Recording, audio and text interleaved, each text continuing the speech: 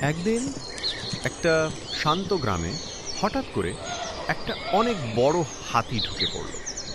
গ্রামের লোকেরা অবাক হয়ে তার দিকে তাকিয়ে রইল, এবার কি হবে। একজন লোক দড়ি ছুঁড়ে হাতির পা বেঁধে ফেলল। হাতিটা ভয়ে কাঁপতে লাগলো, আর লোকটা তাকে একটা বড় খাঁচার মধ্যে আটকে দিল। এখন হাতিটা খাঁচার ভেতরে একা বসে আছে, ক্ষুধায় ছটফট করছে, চোখ দিয়ে জল পড়ছে, কেউ তাকে খাবার দিচ্ছে না। তখন একটা বড় কচ্ছপ ধীরে ধীরে গ্রামে ঢুকল। সে সবকিছু দেখছিল আর হাতির দিকে এগিয়ে গেল।